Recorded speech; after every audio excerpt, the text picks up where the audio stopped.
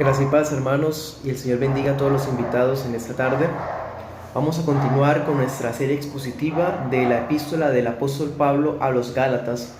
Les envía un saludo muy cordial su servidor desde el Seminario Reformado Latinoamericano en Medellín, y asimismo, como siempre, nuestra iglesia hermosa local de Girón les envía un saludo a cada uno de ustedes, a cada uno de los que verán la grabación en su momento. En fin, les invito a que vayamos a la escritura, al Gálatas capítulo 5 versículo 20. Gálatas 5:20. Bueno, este es el día del Señor, un día donde necesitamos ser expuestos, debemos ser expuestos a la predicación de la palabra como obra de instrucción, donde debemos aprender a ejercer, a practicar obras de misericordia también. Bueno, vamos a Gálatas 5:20, va a ser el pasaje principal. Hoy vamos a seguir hablando de nuestra serie expositiva, que es la número 24. Ya llevamos aproximadamente unos 2 años estudiando esta epístola, esta es la prédica 24, pero desde la vez anterior empezamos a hablar de las obras de la carne. En la primera parte vimos las obras de inmoralidad sexual y hoy vamos a ver las obras de la religión falsa. Y son las siguientes. Dice allá en el 5:20, idolatría, hechicería, y más adelantico está la palabra herejía. Vamos a mirar estas 3 palabras en esta hora. Bueno, les invito a que vayan a la escritura cada vez que vayamos a un pasaje y que esté muy atento, porque a pesar de que el Señor esté permitiéndonos estos medios para conectarnos, no significa que tengamos derecho a desconcentrarnos o a ocuparnos en otras cosas cuando deberíamos colocar nuestra concentración entera en la palabra por ser el día del Señor. Bueno, les invito a ello. Vamos a orar.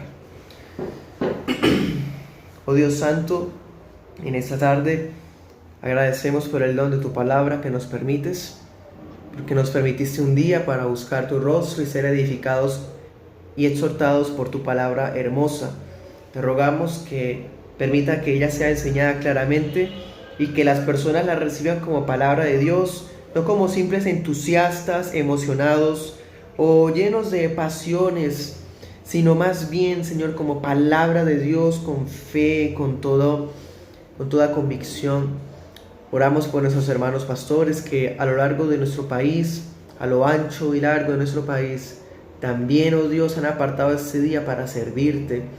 Oramos por las iglesias locales, bíblicas, sanas que están en este país, para que las refuerces, las solidifiques en doctrina y en práctica, Señor. Preserves a los ancianos y diáconos, para que levantes también a una generación más temerosa de Dios y más dispuesta y capacitada para enseñar tu evangelio en este país, Señor Santo de Israel.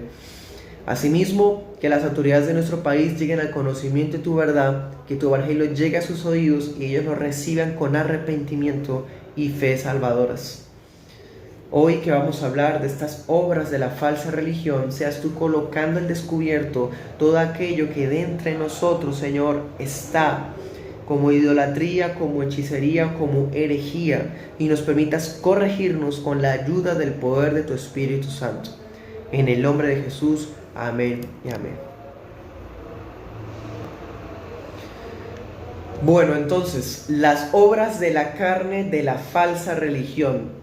Gálatas 5:24, voy a leer desde antecito, dice: manifiestas son las obras de la carne, que son, y mencionamos hoy, idolatría, hechicería, herejías. Más adelantico dice: de las cuales les advierto, como ya les he dicho antes, que los que practican tales cosas no heredarán el reino de Dios. Amén. Bueno, son 18 obras de la carne. De las 18 obras de la carne, al mirarlas detenidamente, nos damos cuenta que podemos distribuirlas en secciones temáticas. Como mirábamos en la enseñanza anterior, adulterio, fornicación, impureza, lujuria, tienen que ver con la sexualidad. Y estas que siguen, idolatría, hechicería y herejía, podemos asociarlas a la religiosidad. Por eso vamos a estudiarlas por secciones. En la próxima enseñanza, si Dios quiere y vivimos, vamos a continuar con enemistades, pleitos. Vamos a asociarlas esas en un grupito aparte y seguimos entonces con el estudio que hacemos de las obras de la carne. En esta ocasión vamos a analizar las tres en ese orden, ¿sí? Porque estas hacen parte de lo que denominamos hoy la falsa religión. En esa enseñanza estudiaremos esas tres palabras, vamos a tener en cuenta el contexto de los Gálatas y asimismo vamos a hacer algunas aplicaciones necesarias para nuestras vidas. Bueno, comencemos entonces. Primer punto, idolatría. Hablemos de la idolatría que está hablando aquí el apóstol Pablo. Démonos cuenta algo muy interesante. Luego de habernos mencionado los pecados relacionados con la inmoralidad sexual, o por lo menos algunos de ellos, el apóstol Pablo denuncia otro tipo de pecados que están más bien relacionados a una falsa vida de religión. No estoy por debajeando o desacreditando el término religión como algunos neoevangélicos hacen. La religión es bíblica y la iglesia necesita retomar una religión verdadera, como dice Santiago.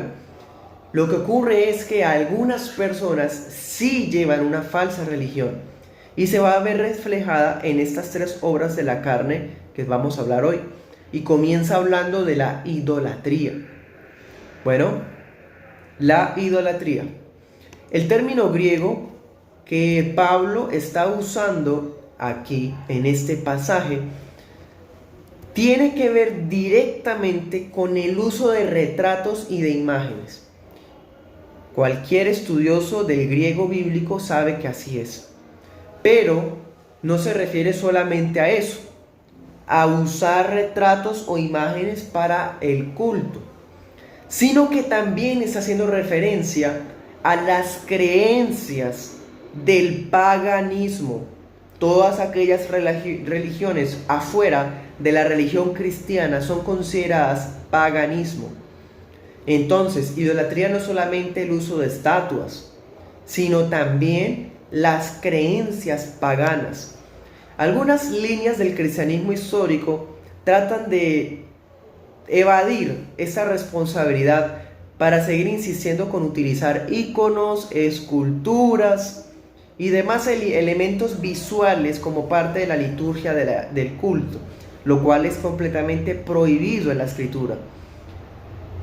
Y peor aún, algunas vertientes del protestantismo que se supone que se opone a todo esto que llaman idolatría, que llamamos idolatría, están adoptando creencias del paganismo y las están viendo como normales.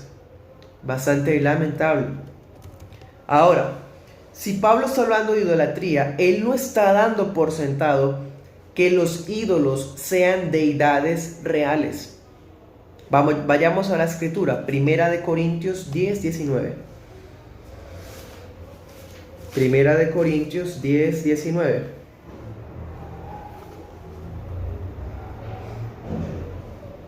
Dice, ¿qué pues digo? ¿Que el ídolo es algo?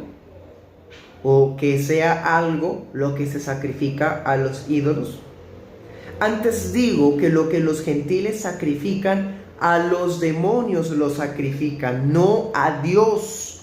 Y no quiero que ustedes, hermanos de la iglesia de Corinto, miembros de la iglesia de Corinto, no quiero que participen de los demonios. En ese texto el apóstol Pablo deja muy claro que los ídolos son nada. Realmente existe solo un Dios y Padre, un Señor, el Señor Jesús, y un Espíritu, el Espíritu Santo. Tres personas, tres subsistencias, un solo Dios verdadero. Y los ídolos, los dioses del paganismo y de las otras religiones, no son reales, son objetos huecos, vacíos.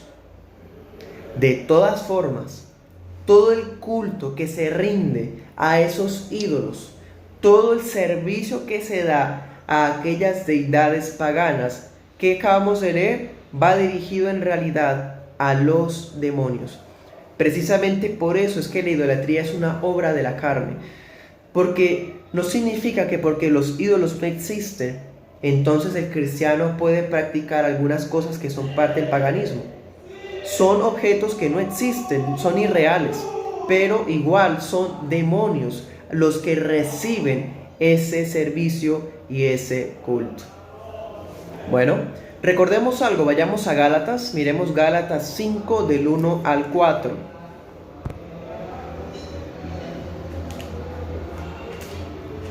Vamos a recordar algo que ya estudiamos y que está disponible en nuestro canal de YouTube de la Iglesia Bautista Reformada de Girón, nuestra serie de Gálatas. Cuando estudiamos Gálatas 5:1 en adelante, mirábamos eso. Dice: estén pues firmes en la libertad con que Cristo nos hizo libres, no estén otra vez sujetos al yugo de servidumbre. Yo les digo que si circuncidan, nada les va a aprovechar Cristo. Le declaro a todo hombre que se circuncida que está obligado a cumplir toda la ley. De Cristo se están desligando, le habla Pablo a los Gálatas que estaban volviéndose judaizantes. Los que quieren justificarse por la ley se están desligando de Cristo, están cayendo de la gracia. Nosotros por el Espíritu aguardamos por la fe la esperanza de la justicia. Cuando nosotros estudiamos esos versículos, nos damos cuenta de dos cosas. Primero, los Gálatas no estaban siendo seducidos por dioses paganos. ¿Por qué Pablo les advierte o denuncia la idolatría si los Gálatas no tienen problema con eso? Estamos viendo que el problema de los Gálatas, ¿qué es? Repetir el Shabbat, hablar en hebreo, traer palabras en hebreo en su idioma, querer culturizarse con algunas costumbres judías, querer circuncidarse. Entonces vemos que no hay relación con los dioses paganos, sino con lo que era bíblico. Pero en ese pasaje el apóstol Pablo les está advirtiendo a los Gálatas que regresarse al judaísmo o que retomar las obras que Cristo ya cumplió, que estaban en el antiguo pacto, es la expresión de la idolatría del corazón. Una persona que con tal de agradar al Dios de la Escritura, pero está retomando lo que Cristo ya cumplió y ya quedó hecho viejo, por eso decimos antiguo pacto, está siendo idólatra esa persona. Eso ya lo estudiamos, le invito a que vea aquella enseñanza de Gálatas 5:1 en adelante. Entonces, sí, los Gálatas no se estaban relacionando con paganismo, pero estaban recuperando o retomando cosas de la ley de Moisés que ya no tenían vigencia, y eso es idolatría. Ustedes se acuerdan que la idolatría es un pecado muy grave. De hecho, ocupa los primeros principios morales dentro de los 10 mandamientos. Éxodo 20 del 2 al 6, Deuteronomio 5 del 6 al 10, ¿se acuerdan? No tendrás dioses ajenos delante de mí, no te harás imagen ni ninguna semejanza a lo que está arriba en los cielos, ni abajo en la tierra, ni en las aguas debajo de la tierra. No las honrarás ni las servirás, porque yo soy Jehová tu Dios, fuerte y celoso, que visito la maldad de los padres sobre los hijos hasta la tercera y cuarta generación de los que me aborrecen, pero hago misericordia a millares de los que me temen y guardan mis mandamientos. Entonces la idolatría es tan grave que en los 10 mandamientos los 2 primeritos son sobre idolatría. Volvamos a Gálatas 4:8. Ahora, los Gálatas no estaban teniendo problemas en el presente con el paganismo, ya eso ha quedado claro, pero en su vida pasada sí eran idólatras. Gálatas 4:8 nos dice, les dice Pablo: en otro tiempo, no conociendo a Dios, ustedes servían a los que por naturaleza no son dioses. Los Gálatas sí venían del paganismo. Ellos venían de la religión grecorromana, donde se adoraba a Artemisa, a Zeus y un montón de deidades relacionadas con el fuego, el sol, la tierra, el océano, y etcétera, etcétera, etcétera. De allá vienen los Gálatas.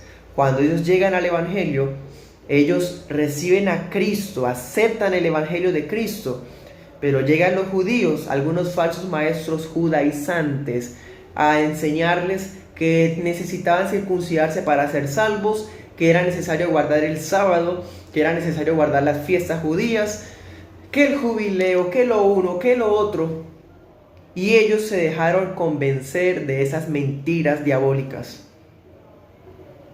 Eso era caer en idolatría.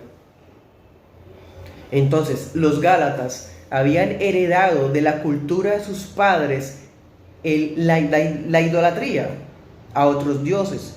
Pero ahora que estamos en Cristo, tal vez usted y yo no venimos de alguna religión como el hinduismo o el islam, donde hay otro Dios, un Dios que es falso. Pero sí podemos provenir de algunas vertientes del cristianismo que se han infectado con la superstición y la idolatría, como es el ejemplo por excelencia del catolicismo romano, especialmente el latinoamericano, que tiende a ser tan supersticioso, dado a la brujería, al santerismo, y eso es abiertamente innegable. Eso significa que aunque la idolatría pudo haber sido parte de nuestro pasado, así como a los Gálatas, de todas formas sigue siendo una obra de la carne con la que todavía estamos luchando. Una obra de la carne que todavía requiere ser mortificada. Vayamos a Colosenses 3:5.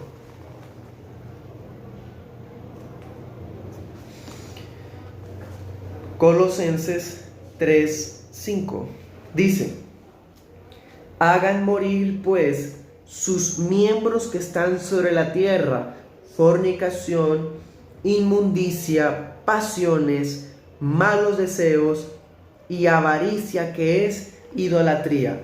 Importante, voy a quedarme aquí un poquito. Los cristianos todavía luchamos con las obras de la carne, y entre esas está la idolatría.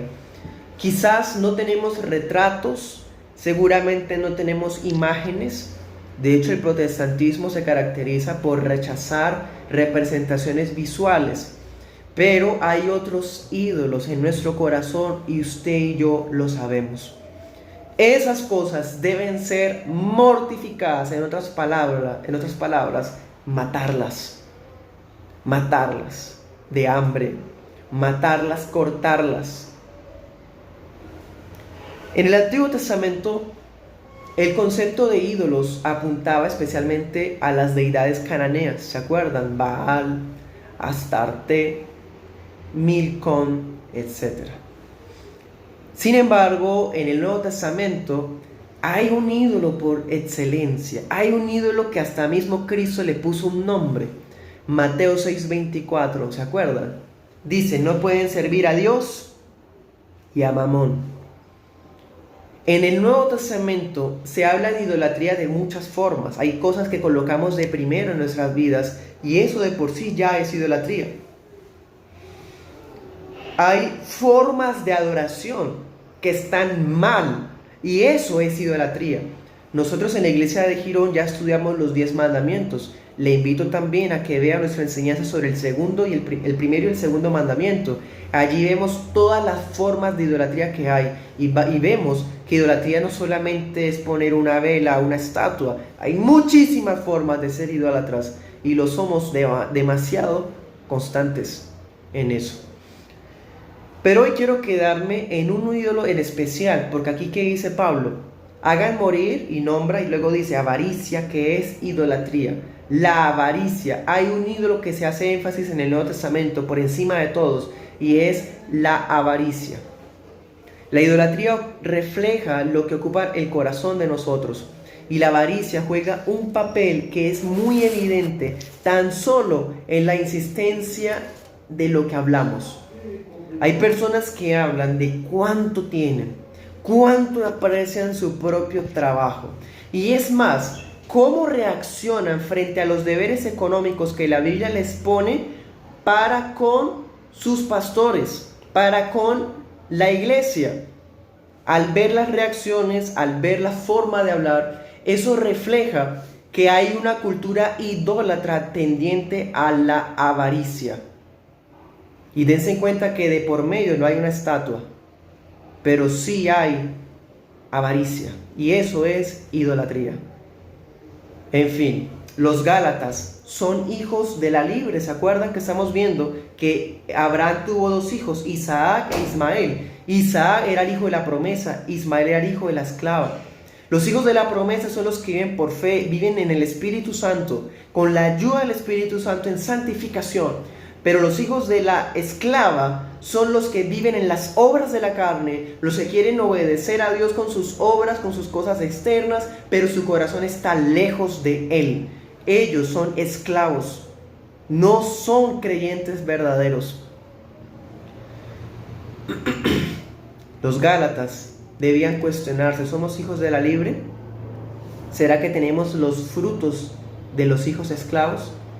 Pues los hijos de Dios no son gobernados por prácticas idólatras de ningún tipo. Y cuando caemos en idolatría, ¿qué hacemos? Nos compungimos de corazón, nos arrepentimos, pedimos perdón al Señor y seguimos adelante. Segundo punto, vamos a hablar de hechicería. Hechicería. En esta palabra, el apóstol Pablo usa un término griego que es el siguiente: Pharmakeia. ¿A qué le suena eso? Pharmakeia. Yo sé que está pensando en fármaco, farmacia. Sí, no estoy equivocado. Con ese término griego, lo cual es bastante extraño para aquellos que no han estudiado la Biblia expositivamente, como lo hacemos en nuestra iglesia local, vemos que con esta sola palabrita el apóstol Pablo está encerrando muchas cosas, y no solamente es el vudú o la magia o la brujería. Hechicería es muchas cosas. Hoy trataremos de mencionar algunas de ellas.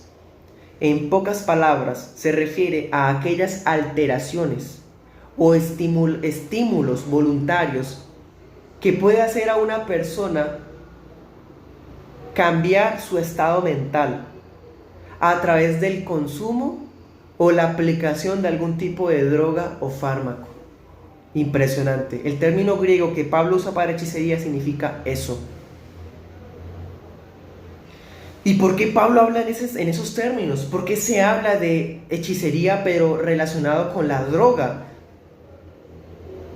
Porque en la idolatría antigua, y aún todavía se puede ver con los chamanes y médicos brujos y algunos grupos indígenas que hacen pociones y bebidas, siempre se ha asociado a la idolatría desde la antigüedad las experiencias extrasensoriales o estimulantes de éxtasis, como bebidas, aplicaciones, aspirar ciertos humos para tener ciertas experiencias paranormales o sobrenaturales.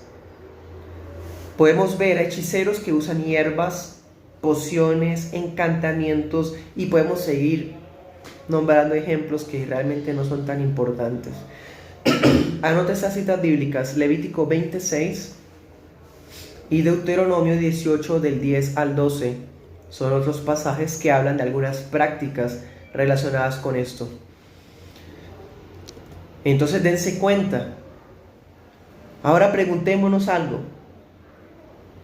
Voy a poner dos ejemplos bastante actuales y que espero que escuchen el contexto de lo que estoy hablando para que no sea torcido de ninguna manera. ¿Qué pasa con aquellos creyentes que sufren insomnio o ansiedad y requieren de algunos fármacos o drogas para encontrar la calma? ¿Qué estamos viendo? Hay algunos casos en donde se depende de algunas cosas porque falta confianza en Dios. Obviamente no me estoy refiriendo a aquellos casos clínicos, casos de carácter o de tipo psiquiátrico, donde se requiere ya la intervención médica y farmacológica. No estoy refiriéndome a ese lado, me refiero a aquellos creyentes que están bien, están saludables, pero porque no confían en Dios, no tienen fe fuerte, buscan dependencia en algunas cosas para desestresarse. Óigalo bien, eso es farmakeia. Algunas personas acuden a tratamientos para conciliar el sueño, por ejemplo, pero no es porque estén enfermos, sino es porque se la pasan pensando de manera negativa, si se me permite la expresión, porque les falta depositar su ansiedad ante el Señor, como nos dice el apóstol Pedro, que depositemos nuestra ansiedad ante Cristo. ¿O será que estos tratamientos son pecados respetables? ¿Cuántas veces ocurre que hay creyentes que a estas alturas todavía tienen dependencia con la nicotina, dependencia con la cafeína, o tienen que hacer ciertas cosas para desestresarse, para volver a estar en calma? Eso es farmaqueia y eso es parte de la idolatría, de la hechicería. ¿Por qué? Porque la persona está buscando una paz interior, no en Cristo, sino en una cosa. Ahora miremos otro ejemplo actual. ¿Cuántos padres cristianos están acudiendo a la psicología cuando no acatan los principios bíblicos de la familia? Van a donde el psicólogo porque no saben qué hacer con su hijo. Segunda de Reyes 1. En ese pasaje, el rey Ocosías, hijo de Acab, fue a consultar a un ídolo porque estaba enfermo. Elías se enteró de eso y detuvo a los mensajeros y les dijo: vayan y díganle a Ocosías, ¿acaso no hay Dios en Israel a quien consultar? ¿Por qué te vas a consultar al Dios de los fenicios? Hoy esas palabras son para aquellos papás que están buscando consejo en la psicología humanista, que es abiertamente anticristiana. ¿Acaso no hay Dios en Israel? ¿Acaso no está el Señor en su iglesia? ¿Acaso no hay tan solo uno sabio entre vosotros, como dice Corintios, que pueda dirimir los juicios en la iglesia o la consejería? Eso tiene que ver con farmaqueia también. No se está diciendo que las drogas, los fármacos son pecaminosos en sí mismos. Dense cuenta, es la dependencia del corazón que no confía en Cristo cuando debería confiar en Cristo. Algunos eventos, algunas situaciones requieren de tratamientos médicos urgentes y la persona tiene que aprovecharlos como medios dados por Dios para su propia salud. Pero hay personas que no requieren eso urgentemente, sino que buscan depender en algo que puedan sentir, que puedan palpar. Entonces, bajo ese entendimiento, y seguimos desarrollando ese concepto, hechicería no solamente se refiere a lo que una persona se aplique a sí misma, sino también a aquellos actos espirituales que pretenden controlar las situaciones o controlar a una persona. Eso sí ya es lo que en nuestra cultura sí tenemos relacionado. Se habla hoy día de magia negra, de magia blanca, que de por sí es lo mismo, sino que depende la finalidad. Hay algunos que dicen, no, es magia blanca porque queremos hacer algo bueno. Ambas cosas son reprobadas por Dios, están prohibidas.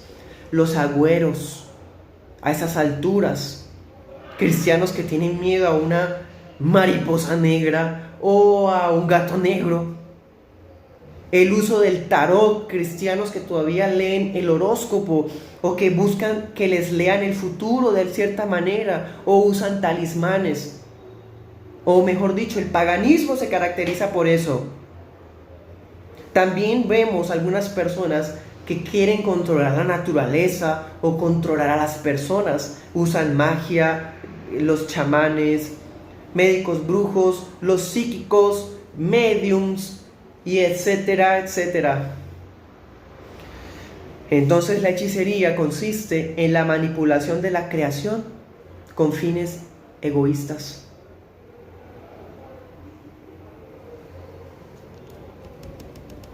Uno pudiera pensar, bueno, es que en el paganismo todo eso es normal. Acuden a San Gregorio para que les haga un milagro, hacen rezos, repiten palabrerías con unas pepas, unas sartas. Qué bueno el paganismo, que se espere eso del paganismo. La santería, las religiones supersticiosas, la nueva era. Pero es bastante triste que mucho del movimiento neoevangélico están adoptando prácticas hechiceras. Especialmente muchas congregaciones, ojo, no todas, pero muchas congregaciones de corte pentecostal tienen tendencias a la hechicería. A estas alturas pululan creyentes que consultan intérpretes de sueños, que creen en profetas modernos, que con el pretexto de que Dios nunca cambia, acuden a videos de YouTube para ver profecías catastróficas y pesimistas y negativas de un futuro terrible. Vemos a personas creyendo en profetas modernos que van a iglesias para que les hablen al oído lo que quieren escuchar, así como hacían en el paganismo buscando a los oráculos de los sacerdotes paganos. No hay diferencia. En Judas capítulo 8, en Judas versículo 8, en ese libro se denuncia a los soñadores que todavía siguen habiendo. En el Nuevo Testamento, ojo, dice, de la misma manera que los sodomitas, porque el contexto habla de los de Sodoma y Gomorra, dice, también estos soñadores contaminan la carne y menosprecian el señorío y blasfeman de las potestades superiores. Los soñadores son denunciados bíblicamente porque tienen tres características. Primero, llevan una vida impura ellos mismos. Prometen libertad, como dice Pedro, pero ellos mismos son esclavos de sus deseos. Segundo, nunca se sujetan a las autoridades bíblicas. Hay muchos creyentes que tienen esos supuestos dones, pero realmente nunca se sujetan a autoridades bíblicas. Siempre se las saben todas y siempre viven su cristianismo a su manera. Y tercero, siempre están cuestionando las autoridades bíblicas, calumniándolas, blasfemando. Siguen habiendo muchos de esos soñadores hechiceros dentro de las iglesias actuales. Y de eso habían los Gálatas. Así que nuestras iglesias no son la excepción. Lo único que debemos hacer es mortificar esas cosas de nuestros corazones, denunciarlas, y los pastores no pueden cobardarse de enfrentar esas tendencias. Anote esa cita bíblica muy fuerte, anótela, para que la lea con su familia. Jeremías 23, 31 al 32. Ahí se habla una profecía verdadera, una profecía bíblica contra los soñadores. Para esos profetas que andan por ahí, engañando al pueblo del Señor, desviando su mirada de la dependencia de la sola Escritura. Jeremías 23, 31 al 32, ahí está escrito. Y por si fuera poco, algunos movimientos neoevangélicos tienen sus propios fetiches. Claro, los vemos usando aceite ungido. Están vendiendo incluso pociones. Hay una falsa profetisa llamada Ana Méndez que vende droga bendecida por ella. ¿Qué es eso? Farmaqueia. Hay personas que aplican la sangre de Cristo para todo, como si la sangre de Cristo fuera una frase, un conjuro o algo así. Eso es farmaqueia. Invocación de ángeles protectores. ¿En dónde en la Biblia se pide protección de ángeles?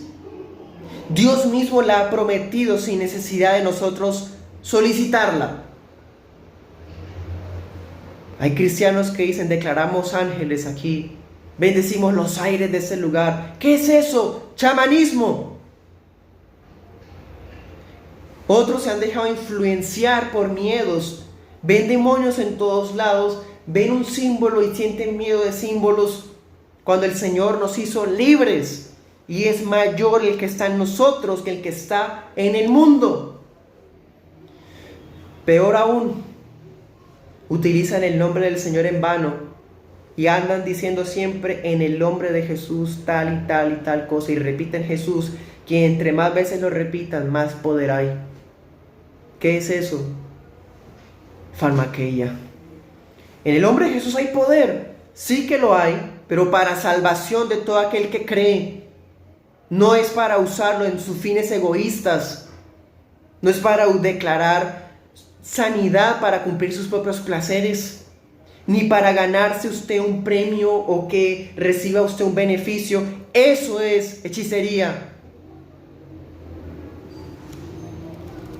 ¿Ven que somos muy tendientes a eso, hermanos? La idolatría, cuando somos codiciosos, avaros, mezquinos. La hechicería, cuando buscamos descanso en otras cosas y no en Cristo, no en oración. ¿Se dan cuenta? Tercer punto, herejías. Esta obra, herejía, en algunas versiones se encuentra entre los pecados que vamos a hablar en la siguiente oportunidad. Si Dios nos da vida, la siguiente enseñanza va a ser sobre las obras carnales sociales, es decir, aquellas relacionadas con las relaciones interpersonales. Esa palabra herejía se conecta con ellas. Es más, bien podríamos haberla puesto allá. Pude haber colocado herejías como un punto más de la prédica de la otra semana. Pero no, quise meterla aquí adrede, porque hace parte de las tendencias de la falsa religión, sí. Y también porque sirve como un puente conector con las siguientes. ¿Qué significa esa palabra herejía? Bueno, en la iglesia cristiana histórica, la palabra herejía tiene que ver con enseñanzas falsas, con ideas antibíblicas. Pero este término que está usando aquí el apóstol Pablo no está hablando solamente de eso. Está apuntando, y esto es algo bastante llamativo, está apuntando a la actitud de algunas personas que uno les está enseñando la palabra siendo supuestamente creyentes y se cierran en su propia ignorancia, en su propia obstinación. Personas que se les muestra bíblicamente una doctrina sana, bíblica, histórica, y se niegan a recibirla porque son tercos. Eso es herejía. La actitud también puede ser hereje. Una persona no necesariamente tiene que hablar de dinero o tiene que hablar de espíritus en el púlpito. No solamente herejía es negar la Santa Trinidad. Herejía no es solamente decir que la Biblia no es palabra de Dios. Todo eso es herejía, pero la herejía también es la actitud frente a la sana doctrina. Hay una actitud hereje, por ejemplo, con los Gálatas. ¿Qué actitud estaban teniendo ellos? Estaban hablando mal de Pablo porque Pablo les estaba hablando la verdad del Evangelio. Estaban ellos escuchando herejías de falsos maestros judaizantes, adoptando costumbres hebreas, y estaban rechazando el Evangelio de la gracia con su actitud. Eso es herejía. Hay personas, hay individuos que eligen poner sus propios deseos por encima de la comunidad. Hay miembros de iglesia. Mire, cuando usted es miembro de una iglesia cristiana, cuando usted es miembro oficial, bíblico, legal de una iglesia bíblica, eso no es un juego. Estamos colocando nuestros intereses, estamos colocando nuestro corazón en una comunidad y ya no vivimos egoístamente. Pues una actitud herética es colocar los deseos propios de un miembro por encima de la comunidad. ¿Cuántas veces las personas comienzan un proceso de membresía que no culminan por sus propios intereses? No siempre es el caso, desde luego. Porque igual el proceso de membresía, de admisión, es para que la persona conozca a la iglesia y si quiere o no comprometerse con ella, porque es mejor que decida antes y no que después de haber decidido lo piense. Pero pensemos en aquellos que ya son miembros, que ya fueron miembros, que ya juraron membresía, que ya firmaron diploma de membresía, en algunas iglesias que lo hacen así. Y resulta que se van de la iglesia por razones antibíblicas. Eso es una actitud herética. Esas personas se les puede denominar sectarios. Sectarios. La actitud es sectaria, una actitud que se pone por encima de la comunidad. Los Gálatas estaban teniendo comportamientos sectarios, claro. Estaban colocando sus preferencias personales por encima de la unidad de la iglesia. El sectario tiende no solamente a separarse de la iglesia, sino que trata de sembrar cizaña para llevarse personas de la iglesia. El sectario es una persona que tiende a ser divisora y siempre se victimiza cuando no se escucha. Pues des en cuenta, para estas personas ni siquiera las iglesias bíblicas son lo suficientemente adecuadas. Siempre tienen un estándar más grande, como los fariseos, que colocaban cargas que ellos ni siquiera podían llevar, y por eso van de un lugar a otro calumniando o descalificando a pastores sanos, a iglesias bíblicas, iglesias que pueden tener sus errores de práctica en algunas cosas porque seguimos siendo pecadores, pero que con algo que ven ya descalifican y hablan barbaridades.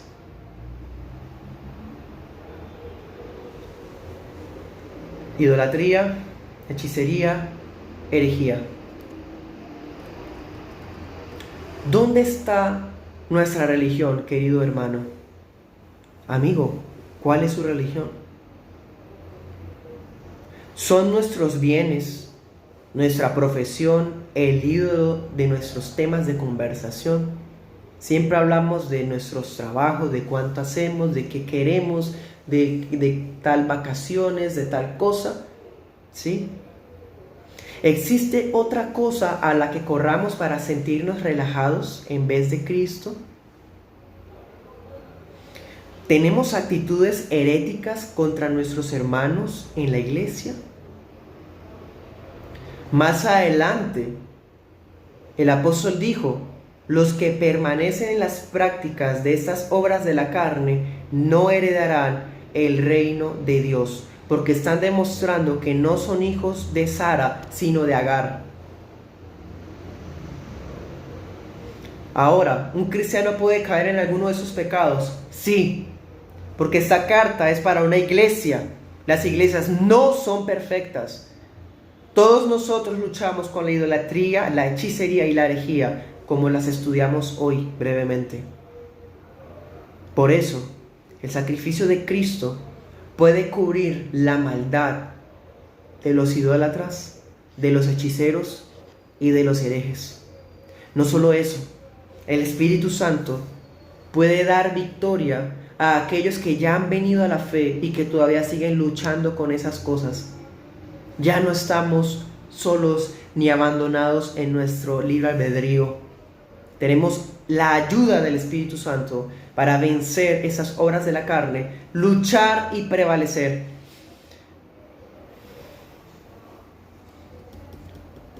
El cristiano entiende que no existe imagen que pueda contener la belleza de Jesús. El cristiano entiende que solamente en oración a Cristo es que nuestra confianza y nuestro descanso son plenos. El cristiano entiende que necesita cuidar su corazón para brindar un trato especial a sus hermanos, así como Cristo lo ha amado a él ame a sus hermanos. No puede decir usted que ama a Dios si no ha perdonado a sus hermanos de la iglesia.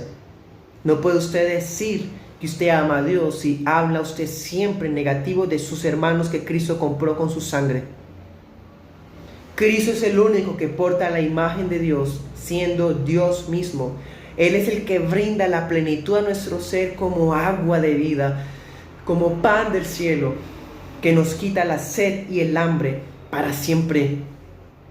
Él es el que venció todo espíritu sectarista, o me refiero con espíritu sectarista a la actitud, como estudiamos en nuestra enseñanza de Marcos. ¿Recuerdan cuando Cristo dijo: el que no es contra nosotros, por nosotros es?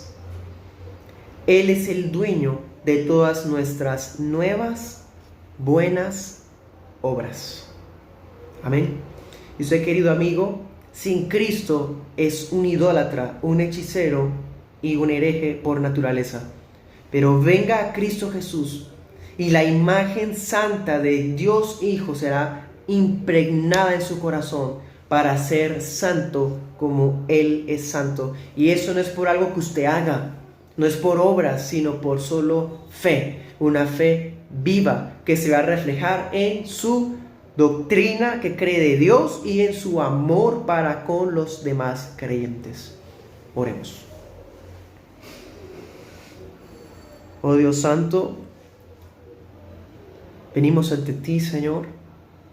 Hemos podido ver que algunos conceptos que los consideramos graves y terribles, y muchas veces los vemos como que son otros los que los cometen, nos damos cuenta que nosotros también tenemos esos pecados. Ninguno somos inocentes de estos pecados, porque nuestro corazón, nuestros antepasados, nuestra cultura está rodeada de idolatría, de hechicería y de herejía. Pero somos tu pueblo, Señor. Somos tu iglesia. Sánanos con tu poder. Sánanos con tu santidad, para que no tengamos ídolos en nuestro corazón, para que no tengamos, Señor, otra confianza aparte de ti, y para que amemos la sana doctrina y la sana práctica como iglesia. Bendice de manera especial, por favor, oh Dios santo, a nuestra iglesia local en Girón, para que seamos un reflejo de la unidad del Evangelio, un reflejo de la gracia y el perdón del Evangelio, Señor, pero también un reflejo de la verdad del Evangelio y de la adoración del Evangelio. Ayúdanos, Señor, con tu Espíritu Santo. Trae salvación y vida a aquel que ha escuchado el mensaje de esta tarde, que quizás no haya nacido de nuevo. Y aquellos de entre nosotros que hemos cometido esos pecados, Señor, perdónanos. Te pedimos perdón por Cristo Jesús. Con esa sangre que nos ha sido dada para perdón de pecados. Limpia, Señor, nuestras conciencias y nuestras obras de estas obras de la falsa religión. Y eso lo decimos en el nombre de Jesús. Amén y amén. Bueno, iglesia, gracia y paz de parte del Señor nuestro Dios y Padre y de Cristo Jesús. Les invito cordialmente el próximo miércoles a las 8 de la noche. Continuamos con nuestro devocional congregacional, estudiando salmos y orando unos por otros. Recuerden colocar sus motivos de oración en los comentarios o quizás en un mensaje privado para orar unos por otros. Asimismo, en 8 días, si Dios quiere y vivimos, nos reuniremos y daremos la transmisión en el horario que será anunciado en el transcurso de la semana. Bueno, que el Señor les bendiga y les guarde. Envío un saludo a todos aquellos que se han conectado acompañándonos. El Señor les bendiga, mis hermanos, y también a los amigos. Gracias y paz.